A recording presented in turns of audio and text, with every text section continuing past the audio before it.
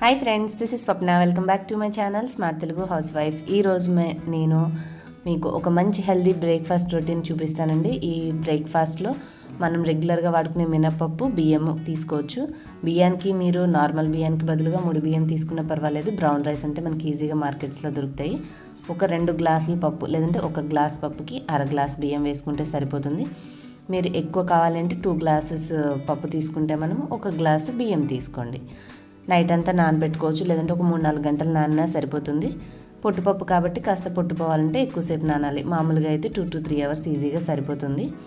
నానిన తర్వాత మీరు ఈ పప్పు నేను చూయించేది వాడుతున్నట్టయితే ఈ విధంగా 2 గిన్నెల్లోకి షేర్ చేసుకొని ఆ పప్పుని ఎలా కడిగారంటే క్లీనింగ్ అనేది త్వరగా అయిపోతుంది. మనకి వాటర్ కూడా ఎక్కువ వేస్ట్ కావు.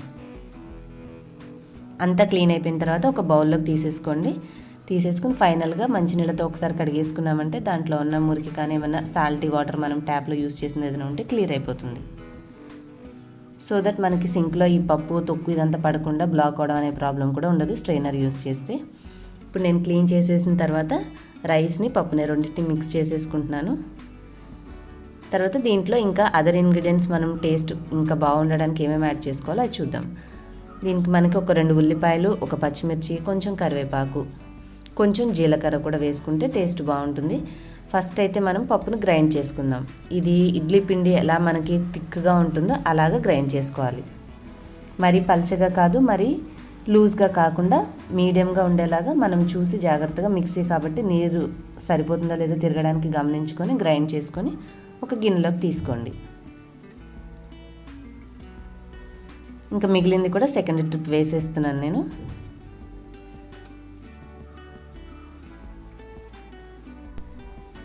ఒక స్మాల్ రిక్వెస్ట్ అండి, మీరు కనుక నా ఛానల్ని ఫస్ట్ టైం చూస్తుంటే ప్లీజ్ మీకు స్క్రీన్ మీద కనిపించే red colour subscribe button click చేసి పక్కన బెల్ ఉంటుంది, అది కూడా యాక్టివేట్ చేసుకుంటే నా వీడియో నోటిఫికేషన్స్ మీకు తెలుస్తాయి. వీడియో చూసాక నచ్చితే లైక్ చేసి మీ ఫ్రెండ్స్ అండ్ ఫ్యామిలీకి వాట్సాప్, ఫేస్బుక్లో కూడా షేర్ చేయొచ్చు. మీ అభిప్రాయాన్ని తప్పకుండా కామెంట్ సెక్షన్లో తెలియచేయండి. ఇప్పుడైతే పిండి గ్రైండ్ చేసుకోవడం అయిపోయిందండి. చూస్తున్నారు కదా మందంగా ఎట్లాగా గ్రైండ్ చేసుకున్నానో ఆ విధమైన కన్సిస్టెన్సీ తీసుకున్నాక మీరు గిన్నెను వెంటనే పని ఉంది కదా అని పక్కన పెట్టేయకండి. మనం ఎంత లేట్ చేస్తే ఆ గిన్నె కడగడమైనా అంత టఫ్ అవుతుంది. సో ఒక్క డ్రాప్ విమ్ జెల్ కానీ ఏదైనా మీ ఇంట్లో ఉన్న డిష్ లిక్విడ్ యాడ్ చేసుకొని కొంచెం సేపు ఇట్లా కుదిపేశారంటే దాంట్లో ఉన్న పప్పు అంతా కూడా వచ్చేసి క్లీన్ చేసుకోవడం చాలా ఈజీ అవుతుంది. లేదంటే బౌల్ కడిగినా కూడా ఎక్కడో చిన్న చిన్న ముక్కలు ఉన్నా కూడా స్మెల్ వచ్చేస్తుంది. సో వెంటనే క్లీన్ చేసుకోవడం అనేది చాలా మంచిది మినపప్పు గ్రైండ్ చేసుకున్నప్పుడు.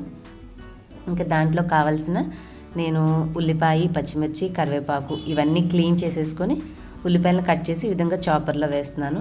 ఈ చాపర్ లింక్ కూడా మీకు డిస్క్రిప్షన్లో ఉంటుందండి, అమెజాన్ లింక్స్ అనే దాంట్లో. అలాగే నేను పిన్ చేసిన కామెంట్లో కూడా ఉండొచ్చు, అందులో చూసి మీరు తెప్పించుకోండి. ఇది చిన్న చిన్న ముక్కలుగా కట్ చేయడానికి చాలా బాగా హెల్ప్ అవుతుంది. చూసారు కదా మనకి 3 నీట్గా చిన్న చిన్న ముక్కలుగా కట్ అయిపోయినాయి.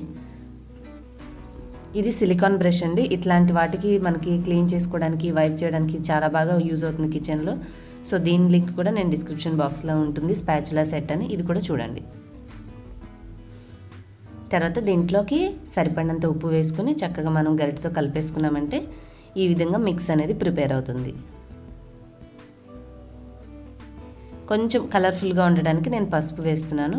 మనకి ఉడికిన తర్వాత రొట్టెలాగా వేసుకున్నా, పల్చటి దోశలాగా వేసుకున్నా, ఎలా వేసుకున్నా కూడా టేస్ట్ అనేది బాగుంటుంది. కాబట్టి చూడడానికి పిల్లలు ఇష్టపడతారు కాబట్టి ఎల్లో కలర్లో ఉండడానికి నేను కొంచెం పసుపు వేసాను.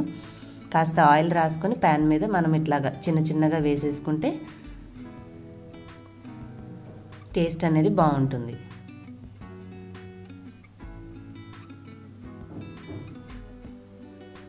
చిన్నపిల్లలకైతే మీరు నూనె బదులు నెయ్యితోటి కాల్చారంటే చాలా టేస్టీగా, యమ్మీగా ఉంటుంది. మీరు చట్నీతోటి, కొబ్బరి చట్నీతో ఏదైనా సరే సర్వ్ చేసుకోవచ్చు దీన్ని. హోప్ మీ అందరికీ రెసిపీ నచ్చింది అనుకుంటున్నాను. Thanks for watching. ఇంకొక మంచి వీడియోతో మళ్ళీ మిమ్మల్ని నెక్స్ట్ వీడియోలో మీట్ అవుతాను. Till then bye bye. చూసారు కదా ఎంత యమ్మీగా ఉందో. బ్రేక్ఫాస్ట్ అనేది రెడీ అయిపోయింది. ఇంకొకటి కూడా వేసేసాను. కొంచెం పెద్దవాళ్ళం కదా, పెద్ద సైజు ఇప్పుడు.